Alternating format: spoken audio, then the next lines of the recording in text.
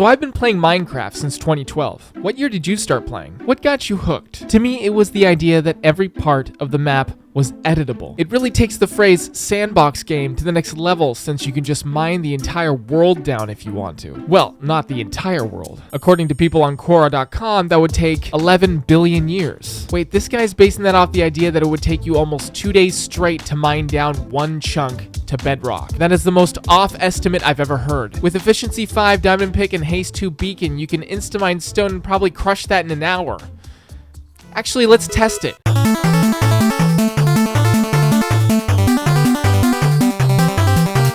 So I did that in 35 minutes. If you're mining multiple chunks, it's like a bargain sale on efficiency, so that plus getting faster, you could maybe narrow it down to 20 minutes per chunk. And that's a lot better than what this guy said. 1.8 days my ass. Okay, so then if you do all the math, it turns out to be 164 million years to mine the whole world. Much better. Gotta lay all those beacons down first though. Maybe add another 50 million years for that. But if you were to stay in good health and live 100 years, long enough for science to make medical advancements sufficient enough to make human beings' lives last centuries, which extends your life long enough to make it to the point where we can figure out how to transfer your brain contents and consciousness into a machine. At that point, you would be immortal and could construct a spaceship around your central consciousness database and explore the universe forever as a conscious, lone technological space whale. But it presumably takes millions of years to get from one galaxy to the next. You might get a little bit bored, so mining the entire world in Minecraft might be one of the things you do during the wait to pass the time. It would also be nice to be able to see the entirety of your progress during this little endeavor, something that we've all dreamed of since day one. Loading the entirety of a Minecraft world visually to see what it all really looks like. Well, I'm here to tell you that on May 4th, 2021, it was achieved for the first time ever. There you go, this is the entire Minecraft world. Zoomed really far out, but...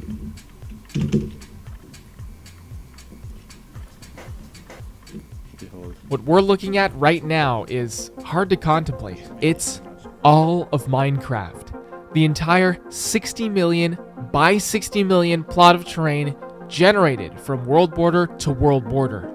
But how is this possible? Like most seemingly insurmountable problems, a smart guy found a clever solution. This is Porkchop. Just look at that profile avatar. Fucking delicious. He spends his spare time making the things that Minecraft desperately needs. He's the one who had this moment on livestream while programming. How this breakthrough happened is actually simpler than you would think. Most games with large maps can generate a huge amount of terrain that you can see from a distance without any issue. Hell, they were doing it in 2003 with Spider-Man 2. You could see everything from the top of the Empire State Building. Look at that. The reason why they can do this with little to no extra hardware power is because the further away the map material, the more simplified the visual appearance, kind of the same way normal vision works. If you have good eyesight, you can make out the micro textures in a footprint in mud on the top of a mountain if your eye is 6 feet away from it. But if you're looking at the same spot from 0.6 miles away, you're not gonna make out shit. You'll just see the color brown or green. Video games have generators that mimic this real-life phenomenon by reducing the amount of pixels rendered for terrain based on the distance of how far away you are. Minecraft doesn't have an engine for this. That's why the computer resources for loading and sustaining terrain get so demanding when you go to larger render distances. Anything more than a couple 100 meters in each direction and computers one by one just start croaking depending on their specs. Loading a mountain in Minecraft will show you 100% level of detail for every block, no matter how far away you're standing from it. Thus, the load demand for maintaining that climbs exponentially the more you increase the radius. That's how Minecraft render distance is so limited. It's so fucking stupid. Most games, certainly any games that feature large or open world maps, have this implemented. Minecraft blows them all away. One of the coolest, most infinite games ever that needs this the most. And there's no indication that they ever even started working on it. But one man, one legend, decided to change that. Alright, let's talk about this mod in action, its current capabilities, and what's been accomplished. First off, if you're like me and using a Mac, don't bother. I'm no tech genius, but Porkchop says Apple hasn't updated something called OpenGL since like 2006, and this is hardware, so there's no getting around it. As for now, I can only enjoy this mod vicariously, but this mod can actually generate all of your preloaded chunks on many different versions. But what Porkchop is specifically wanting to develop is the ability to represent unloaded chunks visually, which is what is accomplished in the base Cubic Chunks engine that's been created. Aside from the incredible shots of terrain that stretches endlessly enough to mess with your perspective of depth, people have shown some horrifying sights, either by attempts at loading shaders or strange cubic world gen presets represented on huge scales. There's even this clip that shows something looking like the amplified generation type, rendering in real time with Farplane 2 as he looks around. That is incredible. It's like Avatar on psychedelics. But people have actually managed to get some shaders working in tandem with this mod, specifically Silder's Light and Sora shaders. Look at that. The fog gives you the depth perception of how far away it all is, combined with the real-life looking sky. It's fucking perfect. They've even managed to get BSL shaders to work to a limited capacity. And look at this. Someone uploaded a video of them seeing all of that with Sora shaders flying around with an Elytra. He has no frame rate dropping, no heavy lifting that slows you down to 1 FPS as your computer struggles to represent the visual, just free flying in an infinite world. Except this time, for the first time, you can see it all. And this is one fucking guy making this happen. What we all thought was impossible. Could you imagine if Mojang actually took the time to make this happen in vanilla Minecraft and marketed the game like this? Can you imagine how many more copies of Minecraft would have been sold by now? You can't beat this. Another strange video amounting to shit I've seen in my dreams was uploaded to YouTube. It looks like he's playing regular Minecraft in a dark cave until he decides to go outside for a second.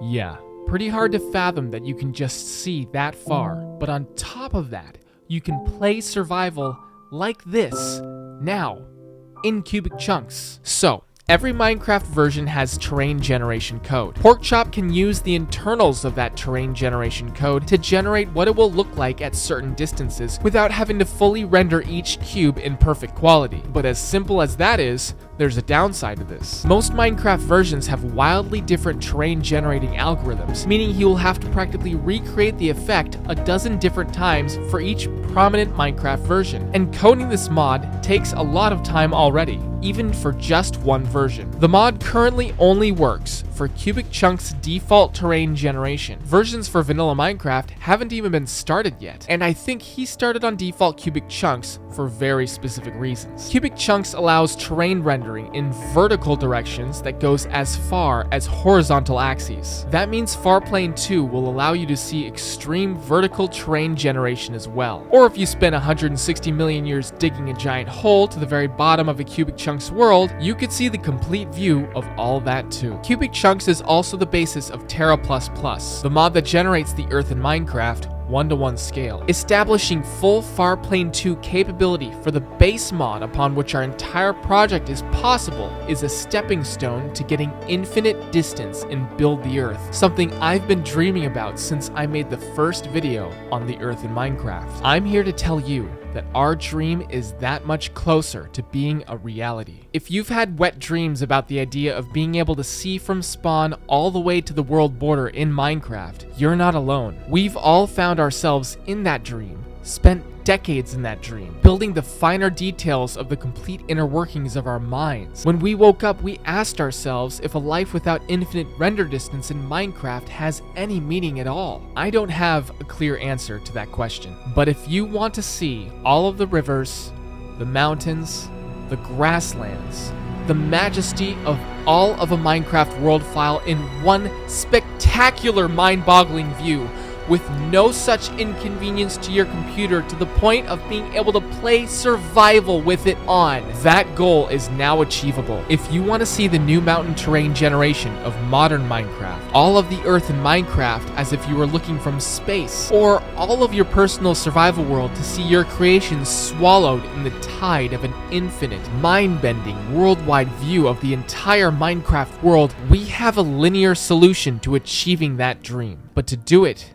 we need your help. Porkchop is a real-life person with real-life plans. He's spearheading what I now consider to be the most important mod in Minecraft, but he needs your help. Show him that the world of Minecraft wants and needs this more than anything. This is his Patreon. I've already signed up for membership myself. Join me in supporting him to create a fully finished Farplane 2 so that all major and prominent Minecraft versions can have the view of the terrain it's always deserved, in all versions, and eventually with many different types of shaders. I believe this is the most necessary addition to Minecraft I could ever dream of, and if you agree with me, let's form the tidal wave of support that Porkchop needs. Brick by brick, we can build this wall, but we need every single one of you that understands how necessary being able to see the entire world is. If you can spare a few dollars a month, crawl through your couch cushions, sell off your siblings, collect aluminum cans, any amount, no matter how small, will help bridge the gap between our dreams and reality. This needs to exist, and I need your help in making it so. Help me help Porkchop. He has a life, and like all of us, with all of our passions, they can very often get in the way of our life. Show him that it's worth it. Protect him.